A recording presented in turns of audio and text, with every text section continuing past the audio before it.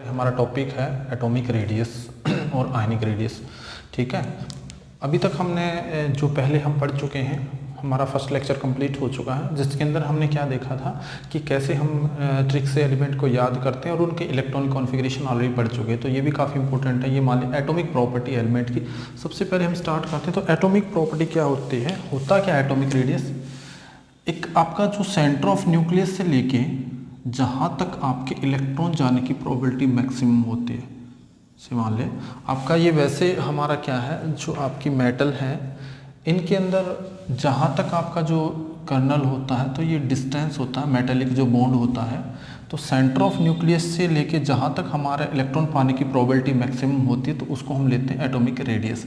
ये मान लो ये हमारी हो जाएगी एटॉमिक रेडियस, जहाँ से centre of nucleus to the electron cloud या to the outermost shell, जहाँ तक हमें ये लगता है कि यहाँ तक हमारे इलेक्ट्रॉन होंगे तो वो आपका क्या हो जाएगा, एटॉमिक रेडियस। ठीक है, ये आप +1 में पढ़ चुके तो इसको हमें ज़्यादा डिटेल में जाने की ज़रूरत है। हम अपने टॉपिक पे आते हैं।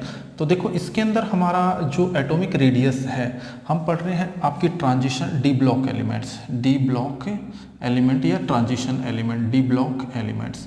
ठीक है, डी ब्लॉक एलिमेंट्स की जो हम प्रॉपर्टी पढ़ रहे हैं, देखो इसके अंदर आपको साफ नज़र आ रहा है। यहाँ पे एक तो 2-3 चीज़ें जो ध्यान रखनी है आपने, किस किस पे डिपेंड करता है।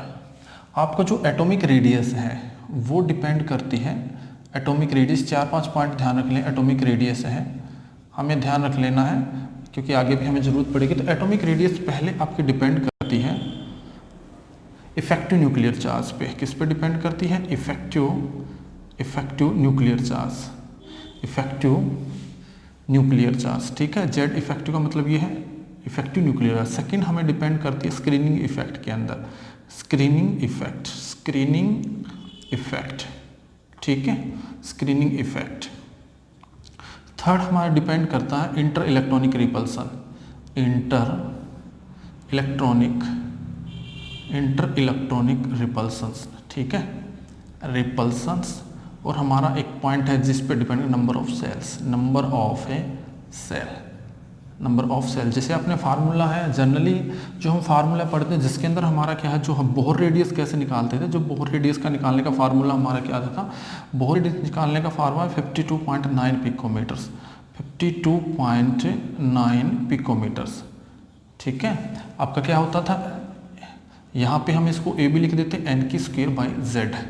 तो ये हमारा फार्मूला था जिसको हम लिख देते थे, आपका क्या होगा A0 n²/z। ठीक है, यहाँ पे z क्या है, z क्या है यहाँ पे इफेक्टिव न्यूक्लियर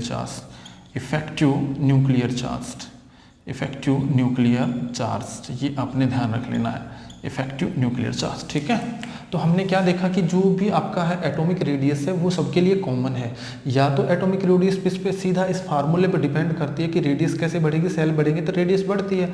सेकेंडली वो डिपेंड करती है इफेक्टिव न्यूक्लियर चार्ज के ऊपर। इफेक्टिव न्यूक्लियर चार्ज बढ़ेगा तो आपकी रेडियस कम हो जाएगी। या फिर एक फैक्टर और है, अभी हमने जैसे एस ब्लॉक पढ़ा, एस ब्लॉक में नहीं लगता है। सबसे ज़्यादा जो ये वाला फैक्टर है ये हमारा लगता है या तो डी ब्लॉक में या एफ ब्लॉक में। इसके ज़्यादातर रीजन ये आपका जो यूज होता है सबसे ज़्यादा एफ ब्लॉक में होता है और यहाँ पे आपका डी ब्लॉक में होता है। एक आपका पेनिट्रेशन भी हो सकता है। ठीक है, लेकिन जनरली जो हमारे फैक्टर हैं, जो ये फैक्टर हैं जिनके ऊपर किसी भी एलिमेंट की एटॉमिक रेडियस डिपेंड करती है। ठीक है, जनरली ये फार्मूला याद रख लेना। तो अभी हम इसके ट्रेंड को स्टार्ट कर देते। देखो यहाँ तक अगर हम देखें, आपको यहाँ पे 3 पॉइंट ऑब्जर्व होंगे। ठीक है ना, यहाँ पे आपको 3 पॉइंट ऑब्जर्व होंगे। देखो क्या क्या पॉइंट ऑब्जर्व होंगे। ठीक है, देखो हमारा क्या है कि एटॉमिक रेडियस जो भी है, फर्स्ट इनिशियली पहले हम ऑब्जर्वेशन देख लेते फिर उनको एक्सप्लेन कर लेंगे। फर्स्ट इनिशियली क्या है, इनिशियली जो हम देख रहे हैं उसके अंदर जो हमारा क्या है, जब यहाँ पे लेंगे, यहाँ पे देखो स्कैंडिनियम से लेके क्रोमियम तक एटॉमिक रेडियस क्या होती है, डिक्रीज होती जाती है। फर्स्ट पॉइंट क्या है हमारा, जो हम क्रोमियम से ले रहे हैं, जो आपका फर्स्ट क्या स्कैंडिनियम से लेके आपके स्कैंडियम का एटॉमिक नंबर कितना होता है, जो 21 होता है और उसकी एटॉमिक रेडियस होती है 164 होते हैं, यहाँ से लेके आपका सीधा जो क्रोमियम तक है, क्रोमियम की जो एटॉमिक रेडियस होती है 129 पिकोमीटर तक होती है, मतलब ये आपकी डिक्रीज होगी फर्स्ट पॉइंट पे।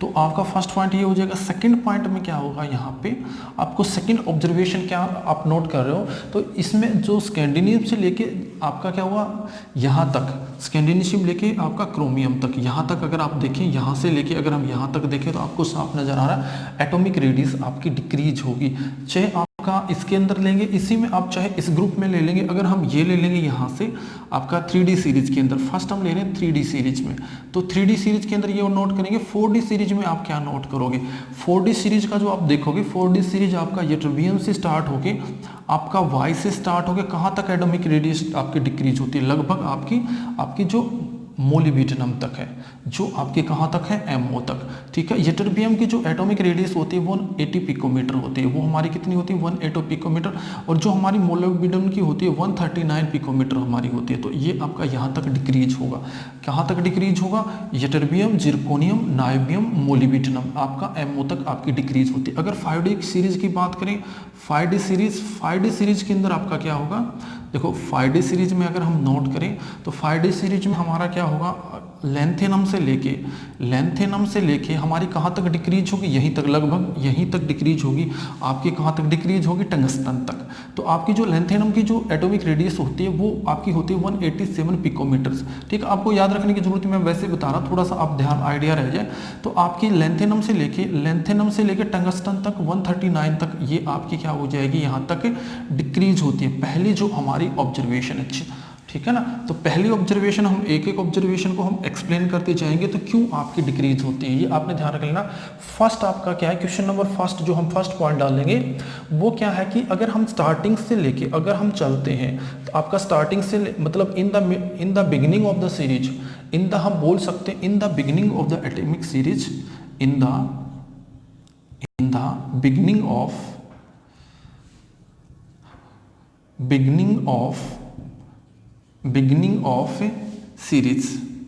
Series atomic radius decrease, atomic radius क्या होगी, atomic radius is a decrease, आपकी क्या हो जाएगी, डिक्रीज हो जाएगी।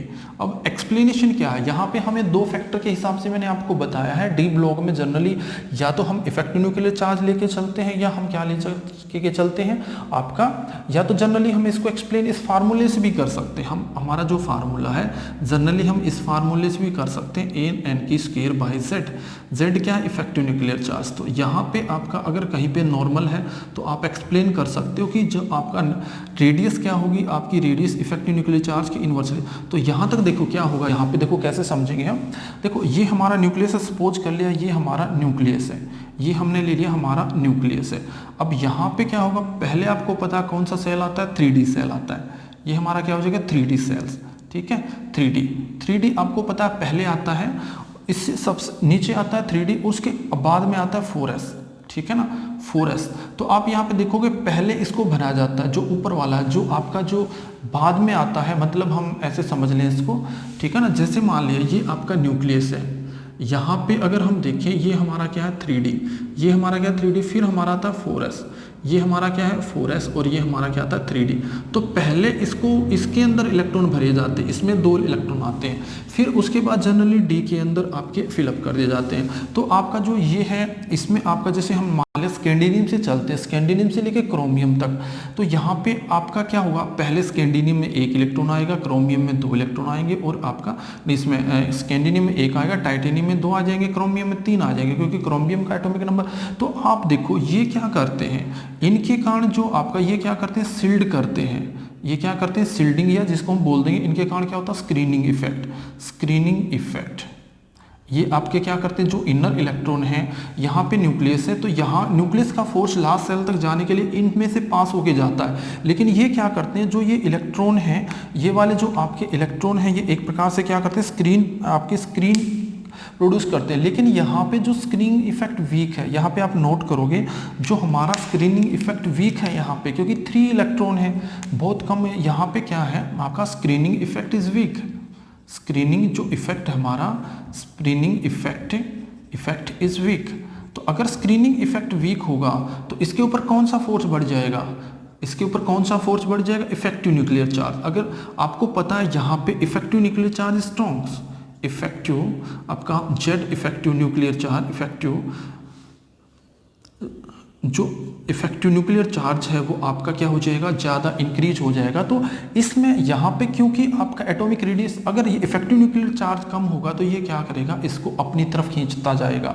जैसे जैसे क्योंकि यहाँ पे प्रोटॉन बढ़ रहे हैं, साथ में इलेक्ट्रॉन बढ़ रहे हैं, साथ में प्रोटॉन बढ़ रहे हैं और इलेक्ट्रॉन बढ़ रहे हैं और इलेक्ट्रॉन यहाँ पे ऐड होते जा रहे हैं, तो आपका ये आपका इसको काउंटर बैलेंस नहीं कर पा रहा। जो ये वाला है, जो इनर इलेक्ट्रॉन जो इसके फोर्स को यहाँ तक जाने में रोक सकता है, वो क्यों नहीं कर सकता, क्योंकि एक तो इसके जो आपकी जो डी की और जो शील्डिंग होती है वो पुअर होती है। दूसरा आप देखो, अभी आपका जैसे ये इलेक्ट्रॉन, यहाँ पे सिर्फ एक ही इलेक्ट्रॉन है, ठीक है ना, तो एक इलेक्ट्रॉन इसको क्या करेगा, क्या न्यूक्लियस फोर्स को शील्ड कर पाएगा, इसको शील्ड कर पाएगा, नहीं कर पाएगा, क्योंकि एक इलेक्ट्रॉन आपका यहाँ पे इलेक्ट्रॉन बिल्कुल कम है, 1 2 3 इलेक्ट्रॉन तक आपको इसको शील्ड नहीं कर पाते हैं, जिसके कारण आपका न्यूक्लियस फोर्स आपका ज़्यादा हो। तो पहला पॉइंट अपने नोट कर लेना है, यहाँ पे फर्स्ट में इफेक्टिव जो न्यूक्लियर चार्ज है वो ज़्यादा है, किससे ज़्यादा है, स्क्रीनिंग इफेक्ट से।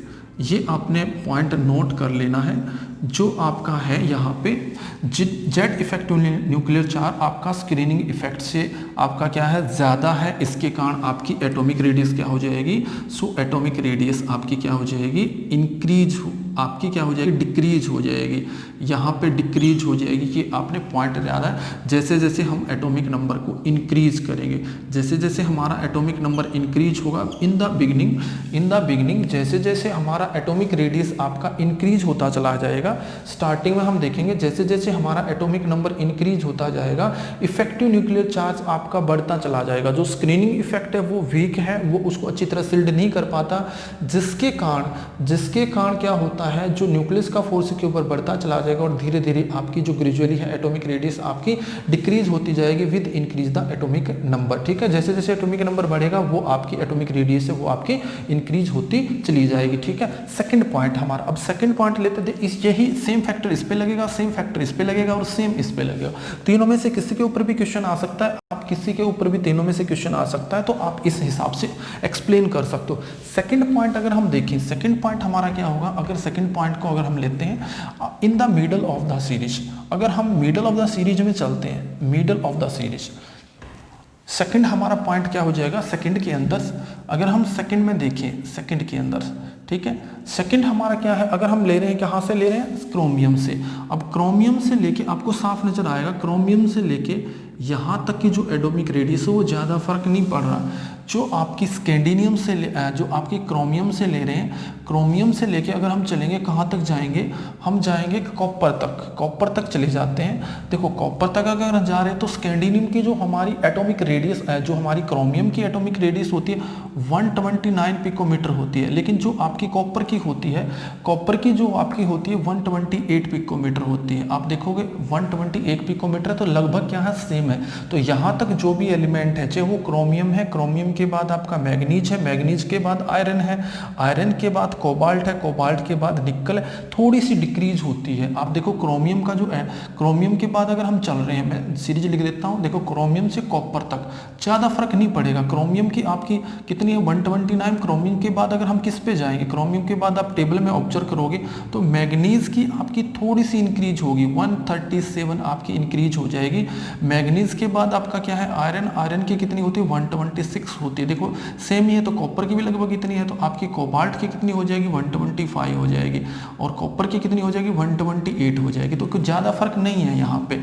तो आपको हम बोल सकते हैं, जब हम क्रोमियम से चलते हैं, क्रोमियम से जो हमारा 3D सीरीज है, 3D सीरीज के अंदर हम क्रोमियम से लेके कॉपर तक हमारी जो एटॉमिक रेडियस है, जो 129 पिकोमीटर से आपकी कितनी है, 128 पिकोमीटर। तो ज़्यादा डिफरेंस नहीं है, बिल्कुल सेम है। उसी तरह आप 4D सीरीज की बात करें, अगर 4D सीरीज में हम आपको कहाँ से चलेंगे, मोलिब्डेनम से। अगर हम मोलिब्डेनम से चल रहे हैं, मोलिब्डेनम की जो एटॉमिक रेडियस होती है 139 पिकोमीटर तक होती है। आप ऑब्जर्व करोगे उसको 139 पिकोमीटर तक होती है, और आप उसकी कहाँ तक जाओगे, आप उसकी यहाँ तक जाओगे सिल्वर तक। तो सिल्वर तक आपका Ag तक अगर आप जाओगे Ag तक, ठीक है, Ag तक कितनी होगी आपकी, कितनी हो जाएगी 144 पिकोमीटर, तो ज़्यादा फर्क नहीं होता है। उसी तरह आप 5D सीरीज में जाओगे, 5D सीरीज आपका कितने से स्टार्ट होता है, जैसे मान लिया टंगस्टन से हमारा स्टार्ट होता है, टंगस्टन के अंदर आप टंगस्टन से शुरू करके कहाँ तक जाओगे, टंगस्टन की जो एटॉमिक रेडियस होती है वो आपकी लगभग इतनी होती है 136 से लेके, टंगस्टन की आपकी 136 नहीं लगभग 139 पिकोमीटर होती है। अगर आप 139 पिकोमीटर से टंगस्टन से लेके आप कहाँ तक जाओगे, आप गोल्ड तक जाओगे, तो गोल्ड की आपकी कितनी होती है लगभग आपकी कितनी होती है 144 किलोमीटर, 144। तो आप देखो बिल्कुल सेम है, एक तो ये भी हम नोट कर सकें इन दोनों की बिल्कुल सेम है, कोई ज़्यादा फर्क नहीं है। तो आप यहाँ पे देखो साफ नज़र आ रहा है। ये तीसरा जो पॉइंट हम देखेंगे, अभी तक सिर्फ हम ये समझ ले तीनों सीरीज की अगर हम बात करते हैं, आपका यहाँ पे अगर हम देख रहे हैं क्रोमियम, तीनों की आपकी यहाँ पे क्या कांस्टेंट है, लगभग क्या है सेम है, यहाँ पे क्या है कांस्टेंट, कोई ज़्यादा फर्क नहीं पड़ा। ये भी लगभग क्या है कांस्टेंट, कोई आपकी चेंज नहीं हुई है, ठीक है। ये भी आपकी क्या है कांस्टेंट, लगभग सेम है, ठीक है ना। तो हम सेकंड पॉइंट लिख सकते हैं, in the middle of the series, in the middle of the series, middles of series, series atomic radius become constant, atomic radius become constant या remain constant, वो क्या कहती है remain constant, आपकी कांस्टेंट रहती है। तो ऐसा यहाँ पे क्या होगा, यहाँ पे ऐसा क्या हुआ कि आपकी कांस्टेंट हो जाएगी। अगर अब हम नोट करें, आपने ध्यान रख लेना है, अगर हम नोट करें, मैं ऊपर लिख देता हूँ इसको, ठीक है ना। अगर हम नोट करें यहाँ पे एटॉमिक रेडियस को अगर मैं नोट करता हूँ, तो देखो एटॉमिक रेडियस मिडल में जाके आपकी कांस्टेंट होती है। देखो कैसे कांस्टेंट होती है, चाहे हम किसी की भी ले लें, ठीक है ना। तो आपकी यहाँ पे कांस्टेंट हो रही है, सभी की आप नोट करोगे इसके अंदर, यहाँ से लेके यहाँ तक की आपकी जो कॉपर की लगभग आपकी क्या सेम है। यहाँ से आप इसकी देखोगे, यहाँ से लेके लगभग आपकी यहाँ तक लगभग हमारी सेम हो जाती है, ठीक है। तो आपकी किस यहाँ पे हमारी क्या होगी, लगभग सेम होगी। हम बोल सकते हैं पैलेडियम तक आपकी ज़्यादा वहाँ पे ज़्यादा बड़ी हुई दिखाई दे रही है, तो आपकी पैलेडियम तक हम बोल सकते हैं, ठीक है। तो यहाँ पे अगर हम देखें इसके अंदर, ठीक है, तो आपका मिडल के अंदर जो बड़ा उसमें क्या होगा, देखो ये आपका न्यूक्लियस है। अब आप देखो जो आपका ये सेल है 3D, आपको पता है कि 3D को हम 3D बाद में भरते हैं, पहले किसको भरते हैं 4s को। तो आप देखो हम बात करें क्रोमियम से, क्रोमियम का आपका क्रोमियम के बाद आपका कौन सा आता है मैग्नीज, क्रोमियम के बाद आपका मैग्नीज। क्रोमियम के अगर हम एटॉमिक इलेक्ट्रॉनिक कॉन्फ़िगरेशन देखें क्रोमियम का, यहाँ पे क्या है 3D और यहाँ पे क्या है 4s। तो यहाँ पे अगर हम 4s देखें तो यहाँ पे क्रोमियम के अंदर कितने इलेक्ट्रॉन हैं आपके 5, अगर हम सेल कर लेते हैं तो आपके यहाँ पे हमने 3 नहीं, यहाँ पे 5 आएंगे। तो क्रोमियम तक हमारा क्या होता है 1 2 3 4 5, तो यहाँ पे कोई भी पेयरिंग नहीं होती है। लेकिन जैसे हम क्रोमियम से, क्रोमियम तक इफेक्टिव न्यूक्लियर चार्ज ज़्यादा है, लेकिन जैसे हम किस पे जाएंगे, जैसे हम जाएंगे यहाँ पे, ये हमारा न्यूक्लियस है जिसके अंदर क्या होते हैं प्रोटॉन होते हैं, ठीक है ना। तो ये आपका जो प्रोटॉन होते हैं, तो यहाँ पे अगर हम जाएंगे, यहाँ पे अगर आप नोट करोगे तो आपका क्रोमियम से जैसे मैग्नीज में जाएंगे, मैग्नीज के अंदर यहाँ पे 2 इलेक्ट्रॉन है, ठीक है, बाकी 1 इलेक्ट्रॉन है, 1 इलेक्ट्रॉन ज़्यादा है। तो यहाँ पे क्या हो इलेक्ट्रॉन ज़्यादा है, तो आपके 3 4 तक आपके सेम रहते हैं, लेकिन जैसे हम जाएंगे आगे आपके इलेक्ट्रॉन क्या होंगे यहाँ पे कम होते चले जाएंगे। 3D के अंदर अगर हम देखेंगे, 3D के अंदर हमारे जो इलेक्ट्रॉन है वो आपके क्या होंगे कम होंगे। तो अब यहाँ पे किस तक होंगे क्रोमियम तक। जैसे हम इससे यहाँ जाएंगे तो आपको देखोगे यहाँ पे इफेक्टिव न्यूक्लियर चार्ज इंक्रीज, साथ में इफेक्टिव न्यूक्लियर चार्ज क्या होगा कमजोर हो जाएगा। यहाँ पे अगर हम देखें इफेक्टिव न्यूक्लियर चार्ज से ज़्यादा आपका स्ट्रॉन्ग होगा स्क्रीनिंग इफेक्ट। क्या होगा स्क्रीनिंग इफेक्ट, यहाँ पे आप नोट कर लेना। यहाँ पे आपका क्या होगा, आपका जो इफेक्टिव न्यूक्लियर चार्ज है in the middle of the series आप ज़्यादा स्ट्रॉन्ग, क्योंकि आपके जो स्क्रीनिंग इफेक्ट है यहाँ पे मोर इलेक्ट्रॉन है, क्योंकि इलेक्ट्रॉन आपके इंक्रीज होते हैं यहाँ पे मोर इलेक्ट्रॉन, या आप बोल रहे electron is increase with increase the nuclear charge. Electrons are increase with the increase nuclear charge, with increase nuclear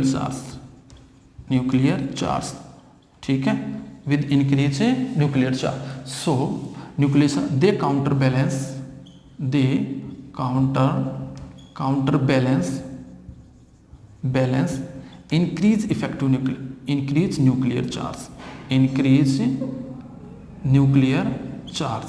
जो आपका न्यूक्लियर चार्ज इंक्रीज होगा उसको क्या कर देंगे, वो काउंटर बैलेंस कर देंगे। आपने ध्यान रख लेना है, वो क्या करेंगे, जो आपका इलेक्ट्रॉन आर इंक्रीज, जैसे जैसे आपके इलेक्ट्रॉन आपके क्या हो जाएंगे, इंक्रीज हो जाएंगे, आपके क्या होंगे, इंक्रीज हो जाएंगे इलेक्ट्रॉन्स। तो इलेक्ट्रॉन इंक्रीज होंगे with increase the nuclear charge, ठीक है ना। They counterbalance the in nuclear charge, या इंक्रीज हम बोल सकते हैं, इंक्रीज न्यूक्लियर चार्ज। जो आपका इंक्रीज होगा, इंक्रीज न्यूक्लियर चार्ज, तो electron are increase the nuclear. तो हम बोल सकते हैं यहाँ पे इफेक्टिव न्यूक्लियर चार्ज से कौन सा ज़्यादा होगा, शिल्डिंग इफेक्ट। अगर शिल्डिंग इफेक्ट होगा तो ये इसको स्ट्रॉन्गली अटैक नहीं कर पाएगा। इसका मतलब इलेक्ट्रॉन जो ये क्लाउड है कहाँ चला जाएगा, इससे दूर चला जाएगा, दूर चला जाएगा। मतलब ये इसको अपनी तरफ जितना, मतलब हम बोल सकते हैं कि जितना ये इसको अपनी तरफ अट्रैक्ट करता है, क्योंकि इसके ऊपर दो तरह फोर्स लगते हैं, इसके ऊपर अट्रैक्टिव फोर्स भी लगता है और रिपल्सिव फोर्स भी होता है। आपका यहाँ पे दो तरह के फोर्स लगते हैं हमारे, अट्रैक्टिव फोर्स भी और आपका क्या होता है, रिपल्सिव फोर्स भी। आपका रिपल्सिव फोर्स तो आपने नोट करना है, यहाँ पे दो तरह के फोर्स लगते हैं, अट्रैक्टिव फोर्स। तो अट्रैक्टिव फोर्स जितना इसको अपनी तरफ खींचेगा उतना ही यहाँ का जो शिल्डिंग इफेक्ट है वो इसको क्या करेगा, इसकी तरफ क्या करेगा, इसको रिपेल करेगा। रिपल्सन के कारण क्या हुआ, इलेक्ट्रॉन क्लाउड ना बढ़ेगा, ना दूर जाएगा, ना इसकी तरफ आएगा। इसके मतलब जो आपका एटॉमिक रेडियस है वो क्या रह जाएगी, सेम रह जाएगी। यहाँ पे एटॉमिक रेडियस के अंदर कोई भी चेंज नहीं आएगा। तीसरा हमारा जो पॉइंट है, तीसरा पॉइंट जो हम नोट कर रहे हैं, आप यहाँ पे देख रहे हो, यहाँ तक तो सेम है, लेकिन यहाँ पे आप देख रहे हो, यहाँ पे जाके एकदम से एटॉमिक रेडियस क्या होगी, इंक्रीज होगी लास्ट में जाके, ठीक है ना। तो आप देख रहे हो लास्ट में जाके कॉपर से लेके जिंक या सिल्वर, आपकी सिल्वर से लेके कैडमियम, या आपकी कहां से लेके गोल्ड से लेके मरकरी। तो अगर लास्ट में थर्ड जो हमारा पॉइंट है वो देखो, आपका लास्ट में जाके अगर कॉपर से हम जाते हैं, कॉपर से कहां जाते हैं, 3D सीरीज में। अगर हम 3D सीरीज की बात करें, थर्ड पॉइंट क्या है, कॉपर की हमारी 128 पिकोमीटर होती है।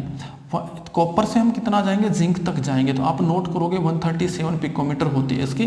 तो आप यहाँ से यहाँ तक इंक्रीज होगी। उसके बाद हमारा नीचे अगर हम देखेंगे, हमारा क्या होता है, सिल्वर से लेके हम कहाँ तक जाते हैं, हमारा जाते हैं कैडमियम तक।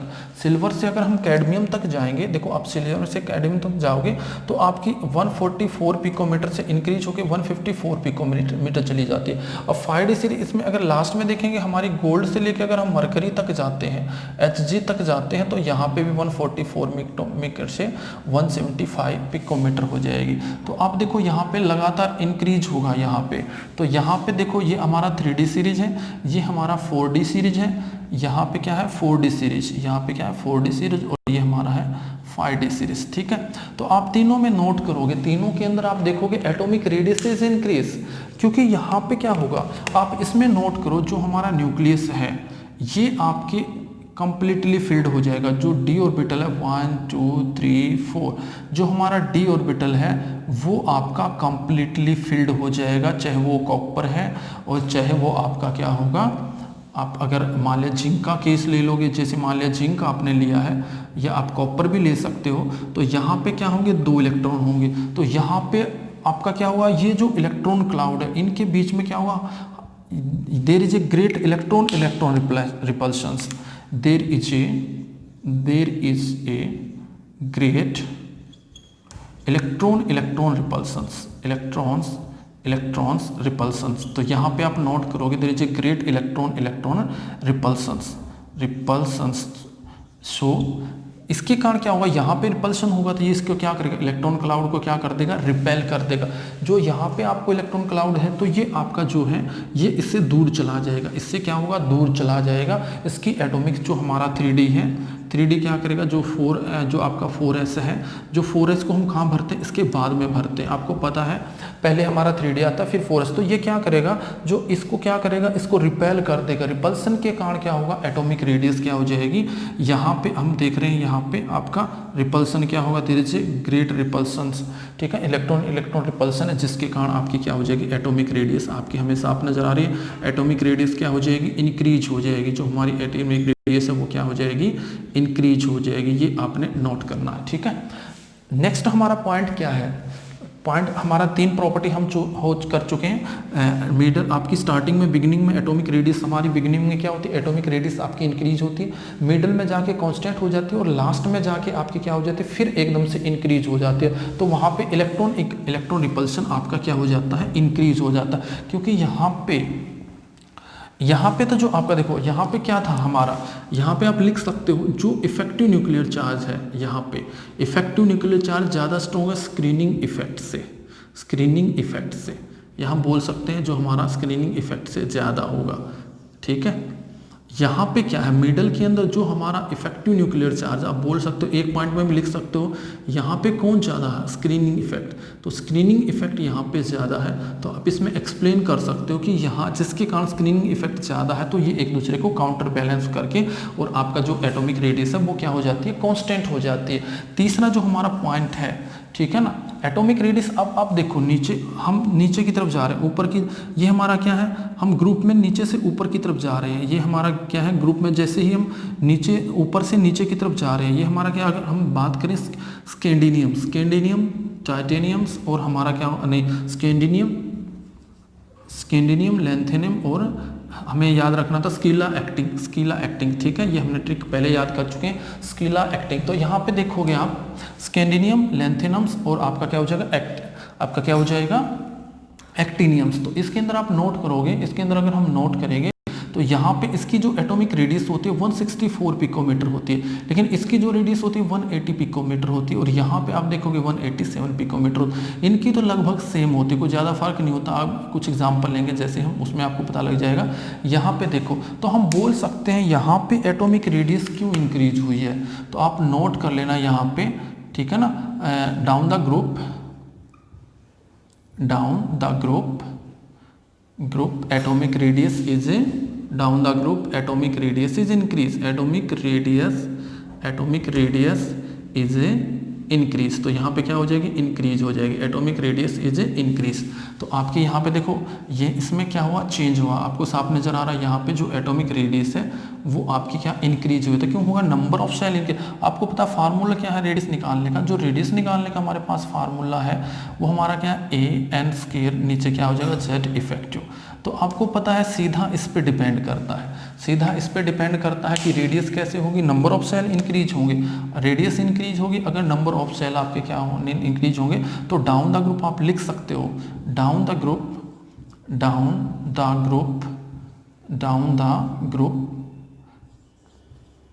Group atomic radius from 3D series to 4D series, down the group atomic radius is increased from 3D to 4D, ठीक है। 3D to 4D due to increase number of cell, due to increase number of a cell, cell बढ़ने से जो हमारा है उसमें क्या हो जाएंगे, सेल इंक्रीज हो जाएंगे, जिसके कारण हमारी जो एटॉमिक रेडियस है वो क्या हो जाएगी, इंक्रीज हो जाएगी। ये पॉइंट आप नोट कर लेना, down the group atomic radius increase from 3 to 4D series due to increase number of cell. आपके यहाँ पे देखोगे, यहाँ से हम ऊपर की तरफ जा रहे हैं, ये हमारा 3D सीरीज है, 3D सीरीज से 4D सीरीज की तरफ जा रहे हैं, तो हमारी एटॉमिक रेडियस क्या होगी, इंक्रीज होगी। ये इंक्रीज क्यों होगी, इसका एक रीजन है क्यों इंक्रीज होगी ये, क्योंकि इसके साथ में नंबर ऑफ सेल इंक्रीज हो जाएंगे, ठीक है ना। जैसे जैसे सेल बढ़ेंगे आपकी क्या हो जाएगी, एटॉमिक रेडियस आपकी इंक्रीज हो जाएगी। फोर्थ पॉइंट हमारा, नेक्स्ट पॉइंट है फोर्थ पॉइंट अगर आप देखेंगे इसके अंदर, नहीं फिफ्थ पॉइंट हमारा हो जाएगा। ये हमारा क्या था, फोर्थ पॉइंट, ठीक है। 3 पॉइंट हम ऑलरेडी कर चुके हैं, तो ये हमारा क्या था, फोर्थ पॉइंट। अब हम इसको पढ़ेंगे फिफ्थ पॉइंट। जो हमारा फिफ्थ पॉइंट है देखो वो क्या हो जाएगा, आपने नीचे देखो यहाँ पे फिफ्थ पॉइंट को आप देखोगे, फिफ्थ पॉइंट के अंदर अगर आप देखोगे, यहाँ पे आप नोट करो, यहाँ पे जो एटॉमिक रेडियस है दोनों की बिल्कुल ऐसे चिपकी हुई है, मतलब दोनों सेम साइज के हैं। यहाँ पे आप देखोगे बिल्कुल ही सेम है, थोड़ा सा डिफरेंस यहाँ पे नज़र आएगा या लास्ट में जाके नज़र आएगा, लेकिन यहाँ पे आपकी देखो बिल्कुल जो आपकी दोनों है, या आपकी जो ग्रीन कलर से और आपकी जो ब्लू कलर से दिखा के आपको बिल्कुल साथ साथ में दिखाई देगा, जैसे एक दूसरे में मर्ज, एक दूसरे में बिल्कुल साथ में है। तो आप इसका रीज़न क्या है? थर्ड जो हमारा फिफ्थ पॉइंट क्या है, द एटॉमिक रेडियस ऑफ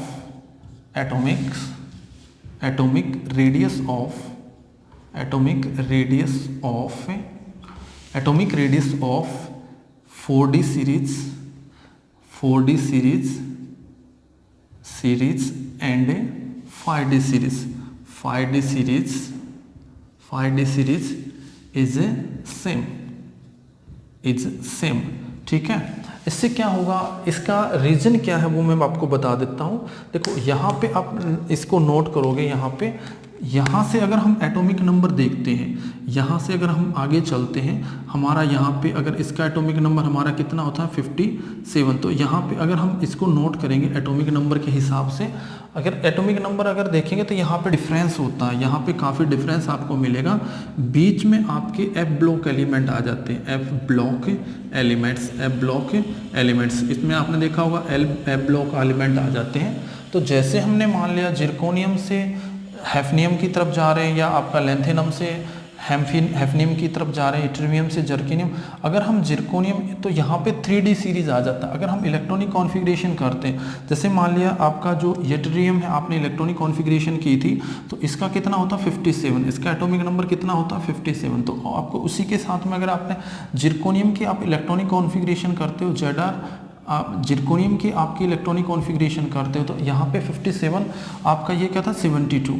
तो यहाँ पे आपने देखा होगा इसकी इलेक्ट्रॉनिक कॉन्फ़िगरेशन करते तो हमारा क्या था जीनोन में हमारे कितने होते हैं 54। तो आपके क्या होगा, यहाँ पे आपका साथ में बचेगा जो आपका 4D है। 4D के अंदर आप अगर नोट करोगे यहाँ पे कितने होंगे 4D, और आपका क्या होगा 4s, तो 4s में 2 होंगे और 4D में क्या होगा 1s, ठीक है। लेकिन अब यहाँ पे देखो, इसकी अगर हम इलेक्ट्रॉनिक कॉन्फ़िगरेशन करते हैं तो यहाँ पे आपके 14 इलेक्ट्रॉन प्लस हो जाते हैं, यहाँ पे 54 हो जाएगा, और यहाँ पे क्या आ जाएगा 5, आपका क्या हो जाएगा 4f के अंदर कितने हैं 14, तो साथ में यहाँ पे है क्या 5D में कितने हमारे 5D के अंदर तो अब 2 इलेक्ट्रॉन हो जाएंगे, और आप यहाँ पे 5D के यहाँ पे आपका क्या होगा 5s हो जाएगा, तो यहाँ पे क्या होगा 6s, तो 6s में कितने होंगे 2। तो आपको यहाँ पे साफ नज़र आएगा, यहाँ पे आपको साफ नज़र आ रहा है जो 4f ऑर्बिटल है ये आपका इसके अंदर प्रेजेंट, इसमें कोई 4 ऑर्बिटल नहीं है। इसका मतलब यहाँ पे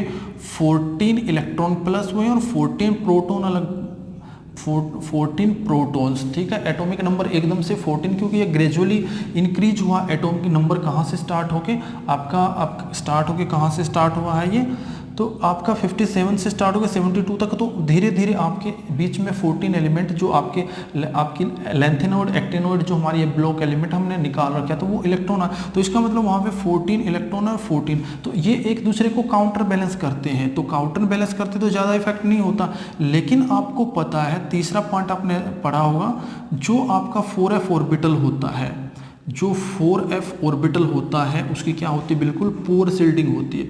इसकी क्या होती है, पोर शील्डिंग होती है। तो पोर शील्डिंग के कारण जो आपका शील्डिंग इफेक्ट हो, सबसे ज़्यादा जो शील्डिंग होती है s की, फिर आपकी p की, फिर d की, और सबसे कम जो होती है f की।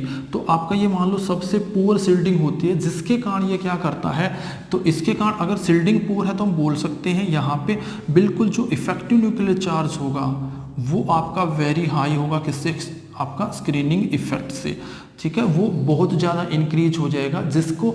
और लेंथेनाइड, क्योंकि यहाँ पे लेंथेनाइड सीरीज आया तो लेंथेनाइड के, तो इसको एकदम से रेडियस का, एटॉमिक रेडियस का डिक्रीज हो जाना, उसको हम बोलते हैं लेंथेनॉइड कॉन्ट्रैक्शन। जो आगे पढ़ेंगे हम लेंथेनॉइड कॉन्ट्रैक्शन, यहाँ पे हम आगे पढ़ेंगे लेंथेनॉइड कॉन्ट्रैक्शन, ठीक है, ये आपने नोट। तो आपसे कोई क्वेश्चन पूछे भी इन दोनों का एटॉमिक रेडियस सेम क्यों है, तो आपको वैसे तो एक पॉइंट देने की जरूरत है, लेंथेनॉइड कॉन्ट्रैक्शन, आप इतना भी लिख दोगे लेंथेनॉइड कॉन्ट्रैक्शंस, ठीक है, इतना लिख दोगे कॉन्ट्रैक्शन का मतलब होता है सिकुड़ना, कॉन्ट्रैक्शन, लेंथेनोइड कॉन्ट्रैक्शन। तो इसका क्या हुआ, लेंथेनोइड आपका कॉन्ट्रैक्शन हुआ है, जिसके कारण दोनों की जो एटॉमिक रेडियस बिल्कुल आपकी सेम रहेगी। तो लेंथेनोइड कॉन्ट्रैक्शन क्यों हुआ, क्योंकि यहाँ पे 4f ऑर्बिटल आए, तो यहाँ पे 14 इलेक्ट्रॉन और 14 प्रोटॉन, तो ये एक दूसरे को काउंटर बैलेंस कर सकते थे। लेकिन आपका जो f ऑर्बिटल है वो इतना ज़्यादा पुअर शिल्डिंग करता है, जिसके कारण वो क्या होगा, वो उसको सील्ड नहीं कर पाएगा। मतलब जो यहाँ से न्यूक्लियस का फोर्स जो लास्ट पे जाता है, तो उसको ये बीच में रोक सकता था, ये वाले जो हैं ये आपके इनर वाले ये रोक सकते थे। लेकिन यहाँ पे 4f बिल्कुल पूरा होने के कारण ये आपका इसके फोर्स को नहीं रोक पाएगा। तो यहाँ पे इसका क्या होगा, इफेक्टिव न्यूक्लियर चार्ज आपका क्या हो जाएगा, इंक्रीज हो जाएगा। अगर इसको इफेक्टिव न्यूक्लियर चार्ज इंक्रीज होगा तो जो ये 6s है इसको कहाँ खींच ले जाएगा, अपनी तरफ खींच ले जाएगा, जिसके कारण क्या होगी, एटॉमिक रेडियस डिक्रीज हो जाएगी। क्या हो जाएगी, एटॉमिक रेडियस जो है आपकी इनकी डिक्रीज हो जाती है। एटॉमिक रेडियस क्या हो जाएगी, डिक्रीज हो जाएगी।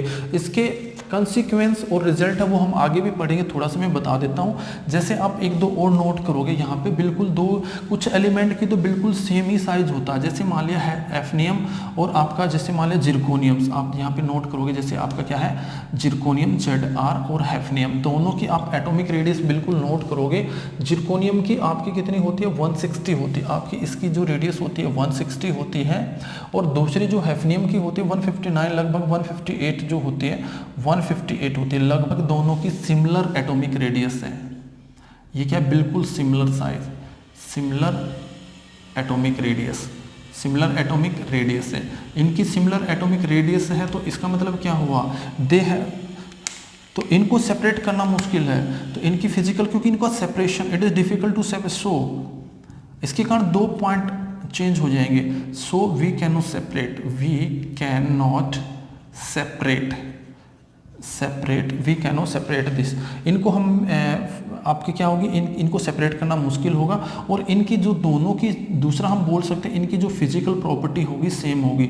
They have same physical property, they have same physical properties and chemical property. Physical mainly आपकी फिजिकल एटॉमिक साइज पे डिपेंड करती है, फिजिकल प्रॉपर्टीज। तो इनकी जो फिजिकल प्रॉपर्टी वो क्या हो जाएंगी, हमारी सेम हो जाएंगी। तो हमने ये 5 पॉइंट इस पे करने, तो इन 5 पॉइंट पे क्वेश्चन आता है जो हम कंप्लीट कर चुके हैं। तो ठीक है, तो ये आपके जो 5 पॉइंट है, पहले 3 तो आपके क्या हैं, जो इसके एटॉमिक रेडियस से पहले इंक्रीज होगी, फिर आपकी पहले डिक्रीज होगी, फिर बीच में मिडल हो जाती है, लास्ट में जाके इंक्रीज हो जाए। सेकंड पॉइंट है टॉप टू बॉटम जाएंगे आपका किसी भी ग्रुप में, तो एटॉमिक रेडियस सेल बढ़ने से क्या होगी, इंक्रीज हो जाएगी। और तीसरा हमारा क्या है, जो 4D सीरीज और 5D सीरीज है सबकी क्या है, सिमिलर प्रॉपर्टी होती है। ठीक है,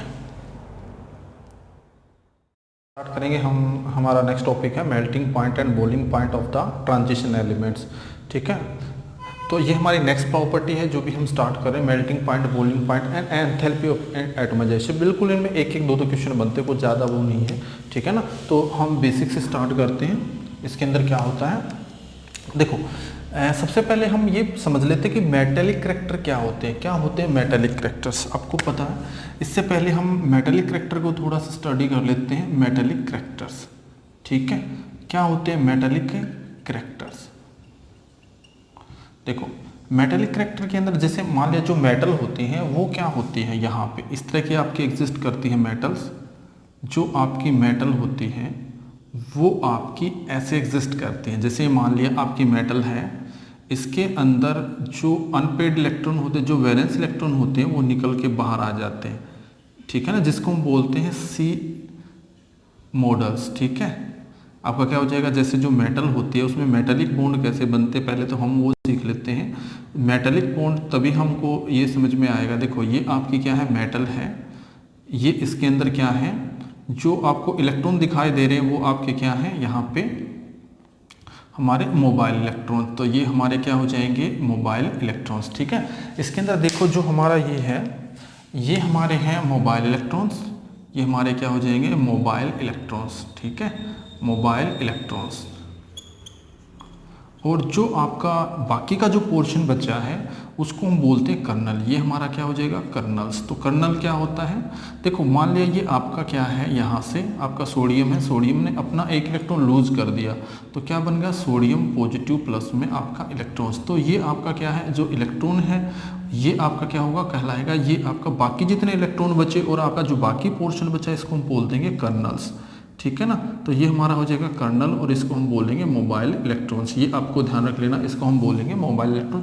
जो मेटल की प्रॉपर्टी है, कितने ज़्यादा मेटेलिक बॉन्ड बनेंगे वो इस पे ही डिपेंड करता है। देखो इसके पास जैसे कुछ मेटल है उसने एक ही फ्री इलेक्ट्रॉन लूज किया तो वो एक ही बॉन्ड बनाएगा। अब ये इलेक्ट्रॉन क्या करेगा, ये इसके साथ भी बॉन्ड बनाएगा, इसके साथ में, जैसे ये इलेक्ट्रॉन है ये इसके साथ भी अट्रैक्शन बॉन्ड होता क्या है, मेटेलिक बॉन्ड। यहाँ पे मेटेलिक बॉन्ड की बात करें, बॉन्ड होता क्या, आप पढ़ चुके हो, बॉन्ड क्या होता है, अट्रैक्शन, एक अट्रैक्शन होता है। तो यहाँ पे अट्रैक्शन किस किस के बीच में है, तो मेटेलिक बॉन्ड क्या है, बॉन्ड आपको पता है attraction, the force which hold the atom, एक the force which hold the atom together, which hold the atoms, which hold the atoms together, जो एटम को क्या करता है, बांध के रखता है, एटम टुगेदर, जो इकट्ठा करके रखता है। ठीक है ना, तो उसको हम बोल देते हैं बॉन्ड। तो यहाँ पे जो आपका बॉन्ड है वो क्या है आपका, ठीक है ना। तो आपका यहाँ पे आप बॉन्ड देखोगे तो मेटेलिक बॉन्ड कैसे बनेगा, जैसे ये इलेक्ट्रॉन है, अब ये इसके साथ भी फोर्स दिखा रहा है, इसके साथ भी अट्रैक्शन, इसके साथ भी अट्रैक्शन। अब ये इलेक्ट्रॉन आपको समझ में आएगा कि जितने इलेक्ट्रॉन बढ़ते जाएंगे हमारे मेटेलिक बॉन्ड भी बढ़ती जाएगी, नंबर ऑफ फ्रीक्वेंसी जो मेटेलिक बॉन्ड होंगे वो आपके इंक्रीज होते जाएंगे। तो मेटेलिक बॉन्ड किस पे डिपेंड करेंगे, जो आपके मेटेलिक बॉन्ड है वो डिपेंड करते हैं नंबर ऑफ इलेक्ट्रॉन पे। जो मेटेलिक बॉन्ड है आपके वो फ्री इलेक्ट्रॉन पे, ये हम बोल देंगे किस पे डिपेंड करते हैं, अनपेड इलेक्ट्रॉन पे, जो आपके पेड में नहीं, क्योंकि पेड वाले निकल के बाहर नहीं आएंगे क्योंकि वो अंदर ही स्टेबल है। तो इसलिए हम जो अनपेड है उनको लेते हैं, अनपेड इलेक्ट्रॉन्स। आपने ध्यान रख लेना वो किस पे डिपेंड करेंगे, अनपेड इलेक्ट्रॉन। जो आपका मेटेलिक बॉन्ड है वो आपने ध्यान रख लेना किस पे डिपेंड करेगा, नंबर ऑफ अनपेड इलेक्ट्रॉन। जितने ज़्यादा अनपेड इलेक्ट्रॉन होंगे उतने ही ज़्यादा मेटेलिक बॉन्ड बनेंगे। ठीक है, तो जितना कम है, जैसे मान लें, हाँ ये भी चीज़ है, मेटल की डेफिनेशन। अब मेटल की डेफिनेशन से क्या समझते हैं, मेटल की डेफिनेशन क्या होती है, विच लूज इजली इलेक्ट्रॉन्स, विच लूज इजली इलेक्ट्रॉन, जो इजली आपका क्या होगा, इजली इलेक्ट्रॉन लूज कर सकता है, इजली, विच लूज इजली इलेक्ट्रॉन, जो इलेक्ट्रॉन को इजली लूज कर देता है वो ही आपका सही मेटल है। यानी कि जो हार्ड है, जैसे मान लेंगे टंगस्टन काफ़ी हार्ड है तो वो आपका बेटर मेटल नहीं, बेटर मेटल वो होता है जो आपका इजली इलेक्ट्रॉन लूज कर सकता है। और मेटेलिक बॉन्ड क्या होते हैं, जो जिन आपको पता है मेटल के जो एटम होते हैं उनकी आयनाइजेशन एनर्जी लो होती है, इसलिए वो अपना इलेक्ट्रॉन को क्या कर देते हैं, रिमूव कर देते हैं, वो लूज कर देते हैं। और जो इलेक्ट्रॉन निकल के बाहर आया वो क्या करेगा, अपने सराउंडिंग में जितने भी कर्नल हैं उनके साथ में अट्रैक्शन करेगा, तो अट्रैक्शन बढ़ेगा। अब जैसे मान लिया इसमें एक ही आपका इलेक्ट्रॉन लूज हो रहा है तो अट्रैक्शन आपका जो कर्नल के साथ में जो अट्रैक्शन है वो बिल्कुल कम है। लेकिन जैसे जैसे फ्री इलेक्ट्रॉन बढ़ जाएंगे, मान लिया 1 से 2, 2 से 3, 4 से, तो ऐसे बढ़ते जाएंगे तो नंबर ऑफ जो मेटेलिक बॉन्ड आपके क्या होते जाएंगे, इंक्रीज होते जाएंगे। तो ये आपका क्या था, मेटेलिक बॉन्ड हमारा कैसे बनता है, ये आपको ध्यान रखना है। ठीक है, अब जो आपका मेल्टिंग पॉइंट है, जो मेल्टिंग पॉइंट है किसी भी एलिमेंट का, वो सीधा डिपेंड करता है किसके ऊपर, आपके मेटेलिक बॉन्ड के ऊपर। तो आपने समझ लिया कि जो मेटेलिक बॉन्ड होता है वो सीधा किस पे बनता है, जो मेटेलिक बॉन्ड है वो सीधा किस पे बनता है, आपका नंबर ऑफ अनपेड इलेक्ट्रॉन पे। जो मेटेलिक बॉन्ड हमारा होता है वो सीधा किस पे डिपेंड करता है, directly proportional to the number of unpaired electrons, unpaired electrons. ये आपने ध्यान रखना, अनपेड इलेक्ट्रॉन। जैसे हम एग्जांपल लेते हैं, जैसे मान लिया सीरीज ले लिया मैंने, फर्स्ट ट्रांजिशन सीरीज ले लेते हैं, जो आपका फर्स्ट ट्रांजिशन सीरीज है। जैसे सपोज कर लिया हमने स्कैंडिनियम, टाइटेनियम, वेनाडियम, क्रोमियम, मैग्नीज। तो आप इनकी थोड़ा सा यहाँ पे दूर दूर लिख लेते हैं, स्कैंडिनियम, टाइटेनियम, वेनाडियम और क्रोमियम्स। ठीक है, manganese, irons, cobalt, Nicholls, copper और हमारा नीचे क्या आ जाएगा, जिंक। ठीक है, ये हम एलिमेंट ले रहे हैं। तो आप इनकी इलेक्ट्रॉनिक कॉन्फ़िगरेशन आप अगर इनको नोट करोगे, देखो यहाँ पे जो इलेक्ट्रॉनिक कॉन्फ़िगरेशन है स्कैंडिनियम की कितनी होती है, आपको पता है इसका एटॉमिक नंबर 21 होता है। तो इसकी आपको कितनी मिलेगी, इसकी जो इलेक्ट्रॉनिक कॉन्फ़िगरेशन क्या होगी आपका, कितनी होगी, जो मैंने बताया था पहला आपका डी में जाता, दूसरा एस में जाता। तो यहाँ पे क्या होगा 3d और 4s1, यहाँ पे 3d के होगा, 3d में क्या हो जाएंगे, तो पहली डिजिट किस में जाती है, पहली डिजिट S में जाती है, दूसरी आपकी इसमें हो जाएंगे 1। तो यहाँ पे देखेंगे आपका टाइटेनियम का कितना होता है 22, तो यहाँ पे क्या हो जाएगा 3d2 और आपका यहाँ पे क्या हो जाएगा 4s2। यहाँ पे क्या हो जाएगा स्कैंडिनियम टाइटेनियम 23 होता है, तो यहाँ पे क्या हो जाएगा 3d की कितने हो जाएंगे 3 और 4s2। यहाँ पे देखेंगे तो इसका एक्सेप्शनल बिहेवियर होता है, तो यहाँ पे कितने हो 3d में 5 और आपका 4s में कितने हो जाएंगे आपका 1 हो जाएगा, 4s में कितने हो जाएंगे 1 हो जाएंगे। उसके बाद अगर मैग्नीज का देखिए तो मैग्नीज का कितना होता है, मैग्नीज का हमारा होता है 3d के 5 और 4s में कितने होते हैं 2। आयरन का कितना होता है 3d हमारे 6 होंगे और 4s में कितने हो जाएंगे 2।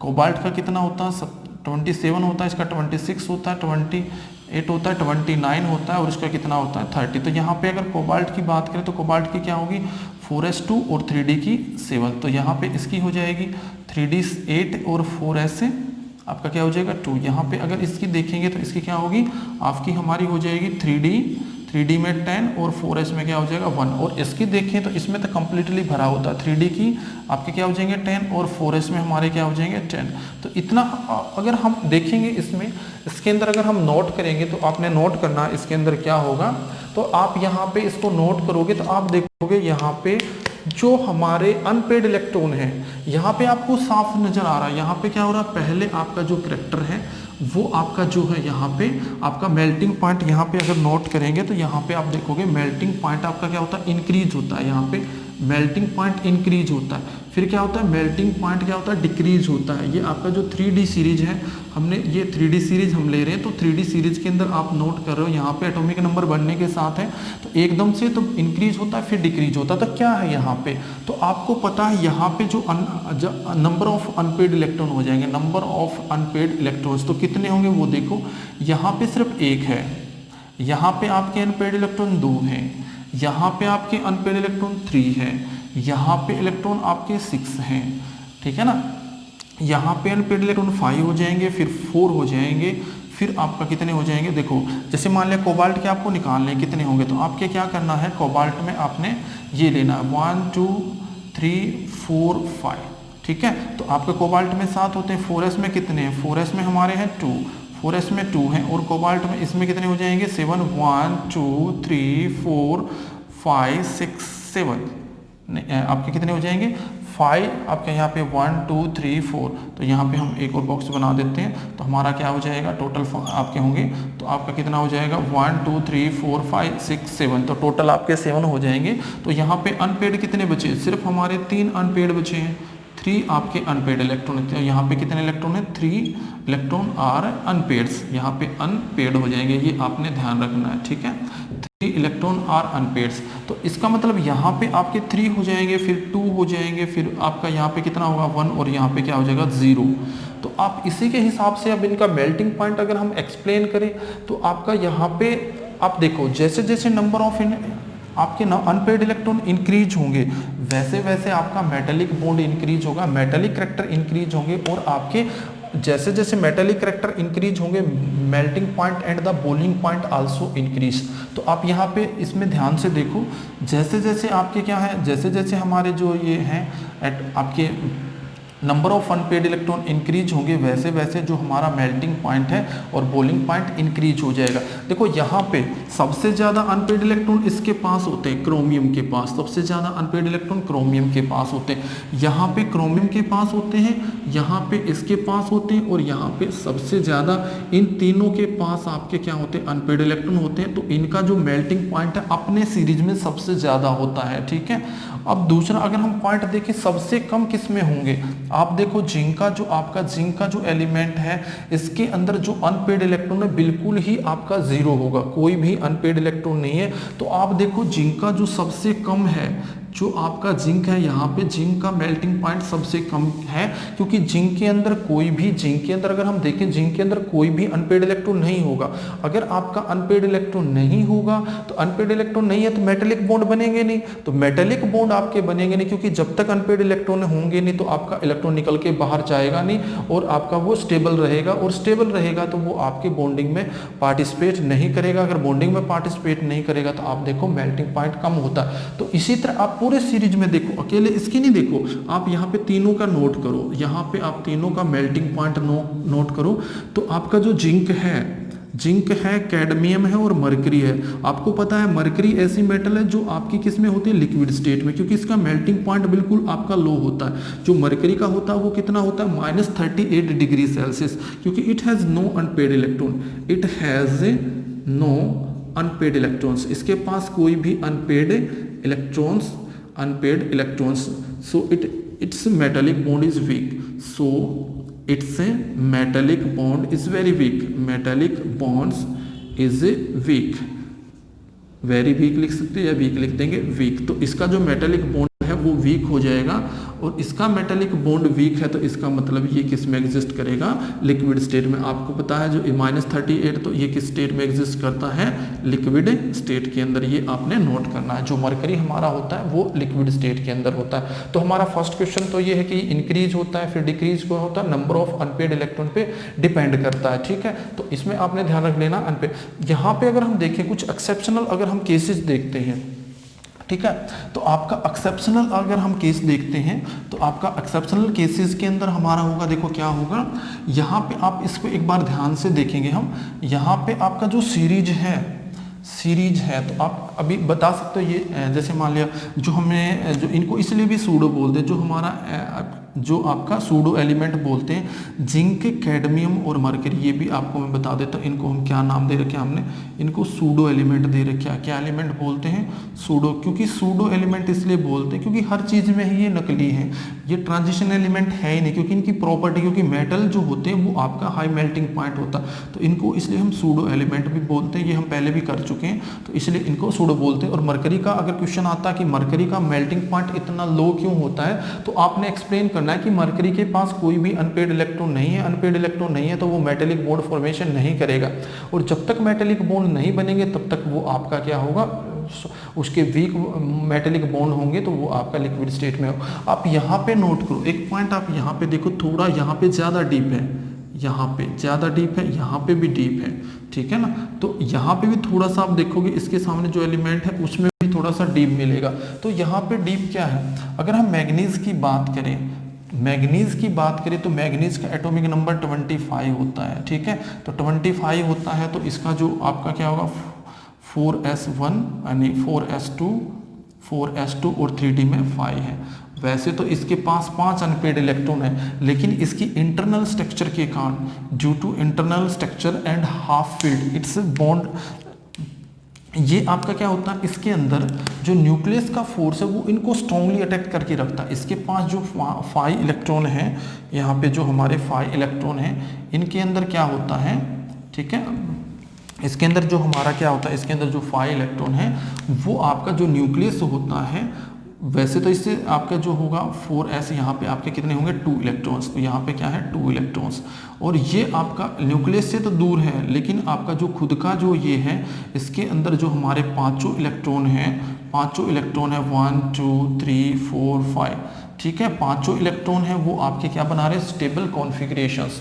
तो do not participate in bondings थे, ठीक है, due to half filled stable, due to half filled stables, ठीक है। तो do not lose its their electron easily, so do not lose their electron easily. तो अपने इलेक्ट्रॉन वो आपके इजिली लूज नहीं कर सकते।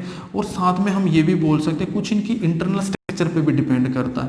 वो किस पे डिपेंड करता है, इंटरनल स्ट्रक्चर के ऊपर। इंटरनल अगर हम स्ट्रक्चर देखें तो ये आपकी जो पैकिंग होती है वो पैकिंग पे भी डिपेंड करता है। किसी की जो पैकिंग होती है, किसी की आपकी जो पैकिंग होती है, जो मेटल की होती है HCC होती है, आपकी क्या होती है BCC होती है, बॉडी सेंटर क्लोज पैकिंग। एक आपका क्या होता है HCP, आपका जो सॉलिड चैप्टर है उसके अंदर आपने पढ़ा होगा इसको।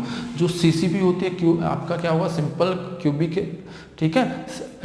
आपका क्या हुआ SCC, BCC आपका क्या होगा BCC, body centres cubic unit cell, hexagonal cubic packings. तो ये डिफरेंट जो पैकिंग होती है जिसके कारण ये होती है, इनकी जो एक्सेप्शनल बिहेवियर भी इनके कारण होता है। एक्सेप्शनल पैकिंग होगी तो क्या होगा, एक्सेप्शनल बिहेवियर भी ये शो कर सकते हैं, एक्सेप्शनल जो इनका बिहेवियर होगा वो इसी के कारण भी हो सकता है। ठीक है, तो सिंपली है जो मेटल होती है उनका मेल्टिंग पॉइंट और बॉइलिंग पॉइंट लो होता है, क्योंकि वो सीधा डिपेंड करता है नंबर ऑफ पेड इलेक्ट्रॉन या मेटेलिक बॉन्ड के ऊपर। तो यहाँ पे जो मेटेलिक बॉन्ड है वो आपका क्या है, लूज होता है, इसलिए इनका जो आपकी मेल्टिंग पॉइंट बॉइलिंग पॉइंट। देखो इसके अंदर अगर हम कुछ पॉइंट देखें, दोनों में एंथैल्पी ऑफ एटमाइजेशन में और इसमें कुछ कॉमन होते हैं। ठीक है, पहले एक बार इनको हम ये देख लेते हैं कि जो आपकी एंथैल्पी ऑफ एटमाइजेशन क्या होती है। देखो एंथैल्पी ऑफ एटमाइजेशन होती है, जैसे ये हमने सपोज कर लिया हमारे कुछ एटम हमने ले रखे हैं, एक छोटा सा हमने मेटल ले रखी है, अभी ये मेटल आपके क्या है, एक दूसरे से क्लोजली पैक्ड है। एंथैल्पी ऑफ एटमाइजेशन क्या है, ये मान लिया मैंने 1 मोल आपके क्या ले लिए, 1 मोल मैंने एटम ले रखे हैं किसी भी मेटल के।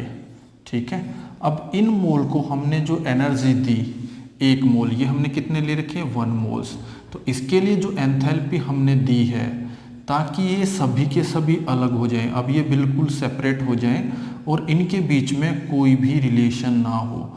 ठीक है ना, तो ये क्या हो जाए, अब ये आपके क्या थे, एग्जिस्ट करते थे, इनके बीच में फोर्स था, अब इनके बीच में there is a no attractions.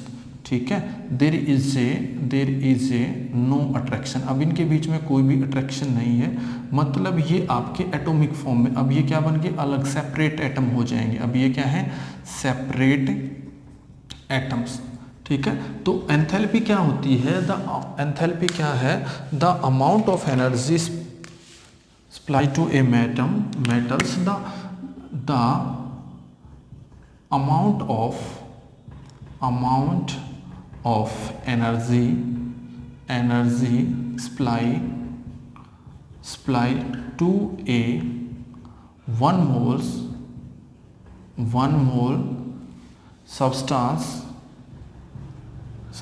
या भी जो भी मॉलिक्यूल है, substance separate it into atom,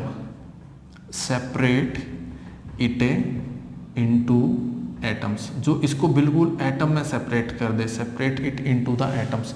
तो यहाँ पे हमने कोई मेटल ले रखी है, ये हमारी कोई मेटल है जिसके एटम पहले आपके ऐसे हैं, अब हमने इसको एक आपकी जो एंथैल्पी सप्लाई की है ताकि ये सारे के सारे एटम आपके सेपरेट हो जाएं। तो एंथैल्पी क्या है, एंथैल्पी ऑफ एटमाइजेशन जैसे नाम से पता चल रहा है, जो एटम में कन्वर्ट कर देता। 1 mole energy, the amount of energy supply to a 1 mole substance to separate into the atom, जो 1 मोल सब्सटेंस को एटम में कन्वर्ट कर दे, उस एनर्जी को हम बोलते हैं एंथैल्पी ऑफ ए एटमाइजेशन। ठीक है, तो जैसे हमने देखा था मेल्टिंग पॉइंट में, यहाँ पे वैसे ही जो आपका ट्रेंड है बिल्कुल सेम है, कोई ज़्यादा फर्क नहीं है। ये आप देखो scandium, titanium, vanadium, chromium, manganese, iron, तो यहाँ पे थोड़ा सा चेंज है क्योंकि ये डिपेंड करता है पैकिंग के अंदर। ठीक है ना, जो आपकी मेटल पैकिंग आपकी होती है, किसी की SCP होती है, किसी की CCP होती है और किसी की आपकी मैंने बताया था SCC होते हैं। तो ये डिफरेंट पैकिंग के अरेंजमेंट के कारण भी होता है। यहाँ पे सभी कुछ आपसे वो क्वेश्चन नहीं पूछा जाएगा, आपसे ये नहीं पूछा जाएगा भी जो एक्सेप्शनल है, आपसे जो एक्सेप्शनल है जिसका रीजन होगा वही आपसे पूछा जाएगा। तो ये इनकी जो इंटरनल स्ट्रक्चर पे भी डिपेंड करता है। ठीक है ना, जो आपका atomization enthalpy also depend, enthalpy also depends internal structures। इसको हम सब्लिमेशन एनर्जी भी बोल सकते हैं। ये जो हमारी होगी इसको हम सब्लिमेशन भी एनर्जी बोल सकते हैं, क्योंकि ये सब्लिमेशन की तरह काम करती है, किस एटम को सेपरेट करने में हेल्प करती है। तो ये भी आपको, इसको भी हम बोल सकते हैं एंथैल्पी ऑफ ए सब्लिमेशन। ठीक है, सब्लिमेशन एनर्जी भी इसको हम बोल सकते हैं। अब क्वेश्चन ये आता है, जो आपकी ट्रांजिशन एलिमेंट हैं, उनकी एंथैल्पी क्या होती है, उनकी आपकी जो एंथैल्पी होती है वो आपकी लो होती है। तो वो लो क्यों होती है, क्वेश्चन ये है। देखो आप स्कैंडिनियम से अगर हम देखें, scandium, titanium, vanadium, chromium, manganese, irons, cobalt, nickels, nickel के बाद कॉपर और हमारा जिंक है। अगर आप इनके नंबर ऑफ अनपेड इलेक्ट्रॉन आप देखो, स्कैंडिनियम के अंदर आप इनमें अनपेड इलेक्ट्रॉन देखो तो 1 2 3 यहाँ पे हो जाएगा 1 number of unpaired electron, number of unpaired electrons, unpaired electrons. अगर हम इनके नंबर ऑफ अनपेड इलेक्ट्रॉन देखें तो यहाँ पे आपका 1 है, यहाँ पे 2 हो जाएगा, यहाँ पे 3 हो जाएगा, यहाँ पे आपका क्रोमियम में 5 हो जाएगा, मैग्नीज में आपके क्या हो जाएंगे, नहीं क्रोमियम में आपके 6 हो जाएंगे क्योंकि 5 यहाँ से वैसे होते हैं, 6 हो जाएंगे, 5 हो जाएंगे, 5 के बाद हमारा हो जाएगा 4 हो जाएंगे, 4 के बाद 3, 3 के बाद 2, 2 के बाद 1 और यहाँ पे क्या हो जाएगा 0। ठीक है, तो 0 हो जाएंगे यहाँ पे। तो आपको पता है ये कोई भी no metallic bond is form, या हम बोल सकते हैं मेटेलिक बॉन्ड इज वीक, तो मेटेलिक बॉन्ड इज वीक। तो आप इनकी अगर हम एनर्जी में एनर्जी लिख के बता देता हूँ, देखो इनकी अगर आप एनर्जी कंपेयर करोगे तो आपको साफ पता चल जाएगा। जो स्कैंडिनियम की होती है वो कितनी होती है 326, इसकी जो होती है 473 किलो जूल पर मोल, इसकी होती है 515, इसकी अगर हम देखें तो इसकी 397। तो आपकी क्रोमियम की ज़्यादा होती है, मैग्नीज की फिर डिक्रीज होती है। ठीक है ना, तो इसमें हाफ फील्ड कंप्लीटली फील्ड लग जाएगा, 16 हो जाएगी। यहाँ पे आप कोबाल्ट की देखो 425 हो जाएगी, निकल की अगर हम देखें 430 होती है, लगभग सेम ही है इनकी। कॉपर की 339 होती है और इसकी कितनी होती है 126 किलो जूल पर मोल्स। तो ये हमारे क्या होगी किलो जूल पर मोल।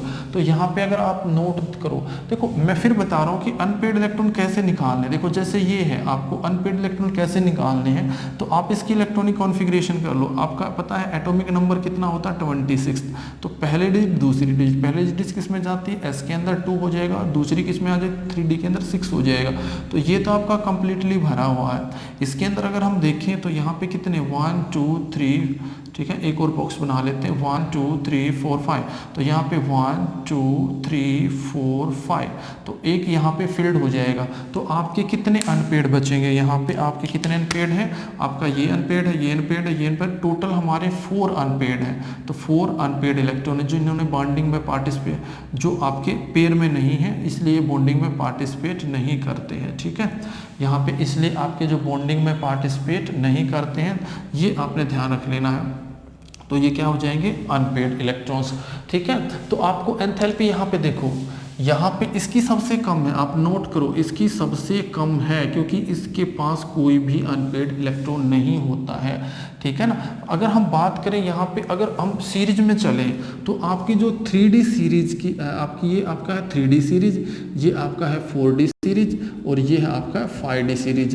जो आप इसमें एक पॉइंट नोट कर लेना, जो आपकी चाहे वो आपका मेल्टिंग पॉइंट या बॉइलिंग पॉइंट हो या एंड आपका melting point and boiling point and enthalpy of atomisation is high, enthalpy of एटोमाइजेशंस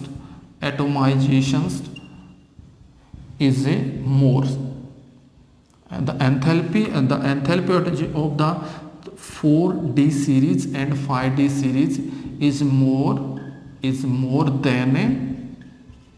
than किससे हो जाएगी 3D series. So it proves that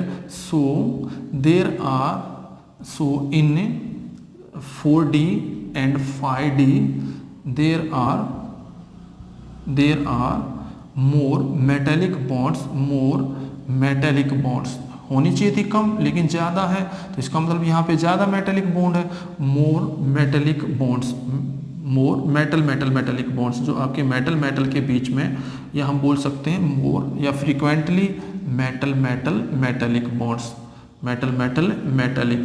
ठीक है, आपने ध्यान रख लेना मेटेलिक बॉन्ड्स, ये भी पूछा जा सकता है। ठीक है, तो आप यहाँ पे ध्यान रख लेना। कुछ आपके मैं बताया जो कुछ इंटरनल स्ट्रक्चर पे डिपेंड करते हैं जिसके कारण यहाँ पे एक्सेप्शनल केसेस भी हो सकते हैं। जो पॉइंट जनरली यही पूछा जाएगा। एक क्वेश्चन ये भी आता है जो एंथैल्पी है, देखो यहाँ पे काफ़ी हाई वैल्यूज है। आप देखो यहाँ पे हमारी सोडियम वगैरह की बिल्कुल इतनी ज़्यादा नहीं होती है। तो एक क्वेश्चन पूछा जाता है कि आपकी जो enthalpy of transition metal is